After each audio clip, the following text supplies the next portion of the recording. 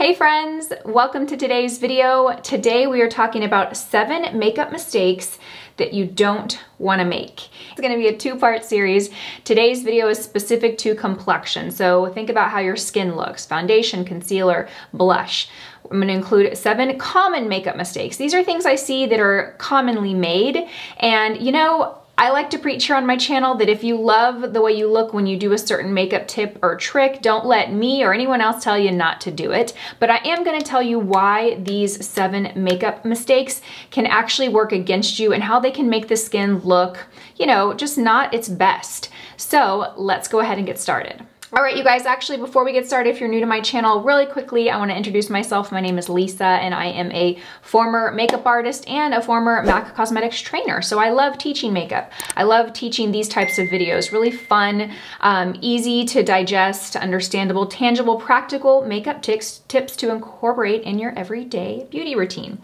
Okay, now let's get started. Okay, you guys, so the first makeup mistake that you do not want to make, and this may seem a little obvious, but you will be surprised. When I was a working makeup artist and I would do bride after bridesmaids, after mother of the bride, grandmother of the bride, I noticed that so many people did not properly prep their skin. They didn't prep their skin. So maybe they did moisturizer the night before, but they didn't put anything on the morning of. Now, the reason that this is so important, you guys, is because foundation is going to lay on the skin depending on how the skin is properly prepped, okay? So if you didn't put any moisturizer on your skin and your skin is not hydrated, the foundation is going to be harder to blend out, it's going to look drier, and it's going to accentuate texture. When we have fine lines or wrinkles on the skin or even enlarged pores, when the skin is dehydrated or dry, makeup will make it look more obvious. So make sure that you are at the very minimum using a good moisturizer dependent on your skin type. Now, rather than me tell you which one to use, really think about what your skin is like and find one that fits and suits your needs. That brings me to the second makeup mistake, which is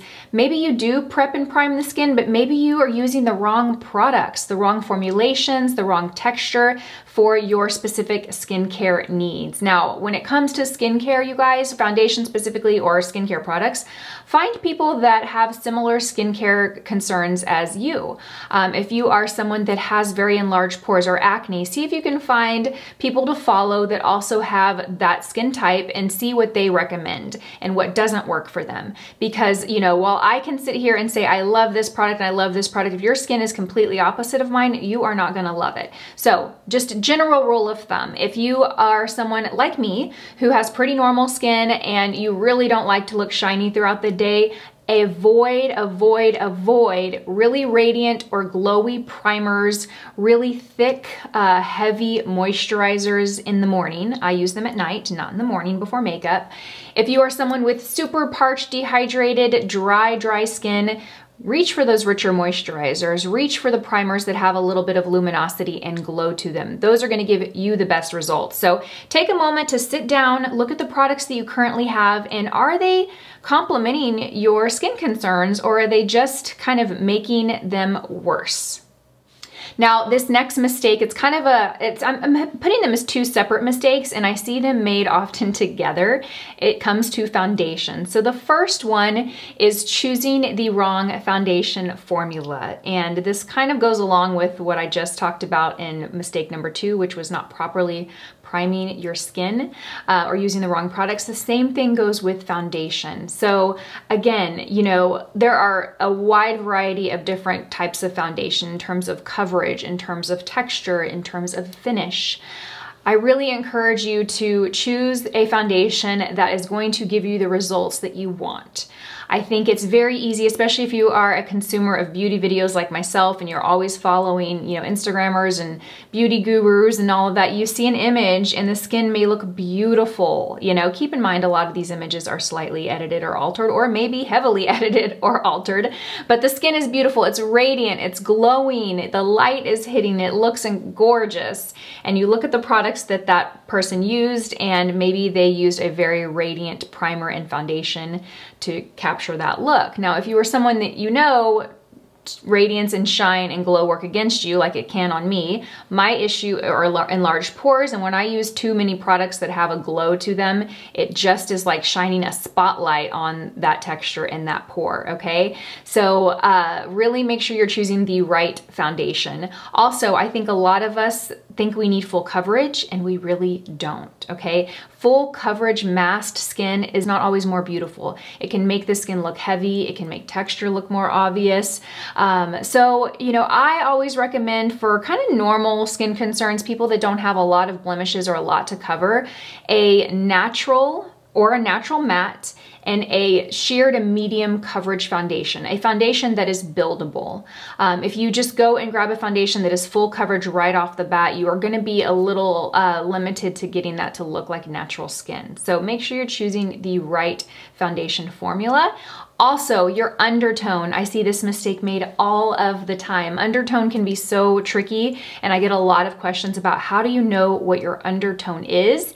And for the most part, brands are pretty consistent with what they describe a warm undertone or a cool undertone, but there are brands that have a totally different definition of warm and cool. I worked at MAC, and our definition was very different than most other mass cosmetic brands.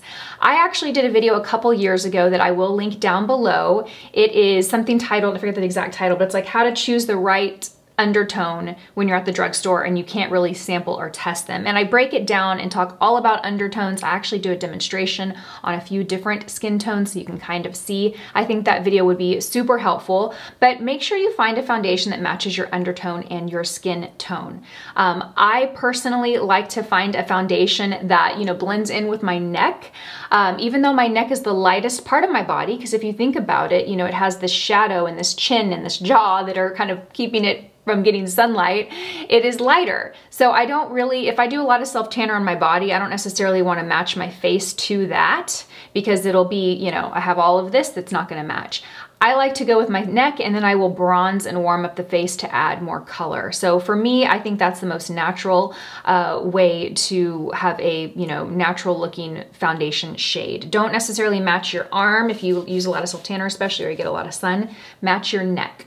And even right here on the body, this is a good way to match, because this is how people see you. Add warmth with bronzer. So makeup mistake number 5, and I see this one a ton. I think we've gotten better over the years, but there definitely was a period in time where this was what we all did.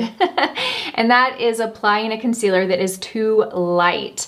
I get the reasoning behind that. We want our under eyes to be brighter, right? So you know, it is good to use a concealer that's a little lighter than your foundation. It should really only be 1 to 2 shades lighter than your foundation. But some people like to grab a concealer that is really bright, and not only does it look odd and a little jarring, but it doesn't really cover or conceal dark circles. I have said this before, and this is so true. If you have a bruise on your leg and you put on white pantyhose, you're not really fooling anybody, okay? You're gonna see that bruise come through, and now it's just gonna have like a gray cast to it, okay? So avoid going in with a too light of concealer off the bat. If you are like Lisa, I love a bright under eye. I feel best in that. I feel beautiful with a bright under eye. I gotcha. First go in with a concealer that is the proper shade, with actually a little bit of a peach undertone to it. Then go in with a tiny bit of a brightener, a tiny bit of a really bright concealer, but don't use too much. If you rely on that one product to conceal and cover, you're gonna apply way too much. It's gonna look strange, and it's not gonna really cover under the eyes. So I will give you that. If you have to have it, use a darker peach concealer first to conceal that darkness, then go in with a brightener and add a little bit in the inner corner and sheerly blend it out to give you a subtle, natural, flattering bright under the eye. So makeup mistake number 6 is over powdering. I know this one sounds so simple, but really hear me out, you guys. It's very easy to over powder the skin. I am someone that likes to set everything, even on days where my skin feels a little dry. I feel like I have to do that step. I cannot skip powder. Some of you can, and that's great. I'm not necessarily saying you have to powder, but it's very easy to over powder, okay? Just because a powder is lightweight or translucent doesn't mean that you should add more of it. Also, the brush that you use can greatly impact how much powder you are picking up. If you use a large powder brush to powder all over the face, especially one that's smaller and dense, it's going to pick up a lot of product, and because of its size, it's going to apply a lot of product all over. Now, if you are going to use a large powder brush, I recommend using one that's big and fluffy and loose, because that is going to apply apply a product in a much lighter, more sheer application. I personally love to use the BK Beauty 108 brush. I'm gonna show you guys what it looks like. It's a smaller, more precision powder brush. And I really like to just powder where I need it, which for me is setting underneath the eyes, always setting the nose because I get a little shiny there, my forehead, and then maybe kind of around my mouth a little bit.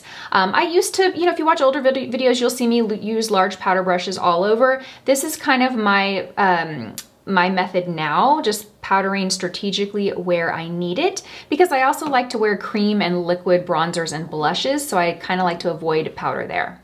And makeup mistake number 7, and the last one, is applying a blush or a highlighter for that matter on the cheeks that is way too shimmery. Very easy to do. Shimmer is beautiful, it's attractive, it's shiny. We are designed to like shiny objects. But I would recommend, especially if you have any texture on the skin, and it's really actually funny, I feel like frosty shimmers are like little magic tricks. Like even if you don't think you have texture, you put it on, you're like, hey, where did that pore come from? I never noticed that before. So avoid heavy, frosty, shimmery products on the cheeks and anywhere you have texture. It doesn't mean to say you can't use shimmer blush. I like to look for blush like, I personally love the MAC Mineralized blush because it has the right amount of sheen and lightness. I have it on my cheeks today. So it'll give a very natural looking glow versus an intentional makeup product sitting on the face. Also, the brush you use is very important. If you do use a blush that has a lot of frost and shimmer, use a brush that's going to apply that product in a lighter fashion. Just like we talked about with loose powder, same thing applies with blush or bronzer or any product that is powder and you're applying on the skin, especially when it has shimmer. All right, you guys, I hope you enjoyed this video. I hope you picked up and learned something from it. I know that these were kind of obvious mistakes, but I think they're obvious mistakes because they're so commonly made. So I really wanted to explain the why behind, you know, them so that you understand like, okay, yeah, okay, that makes sense. So I hope this made sense for you guys. If you enjoyed this video or you picked up any tip or trick, let me know in the comment section below. I love hearing from you guys. Thank you so much for the time that you spend here on my channel, watching my videos. Time is precious. It is our most valuable asset, and I am very grateful that you spend a few minutes here with me. I hope you have a beautiful day, and I will see you in my next video. Bye.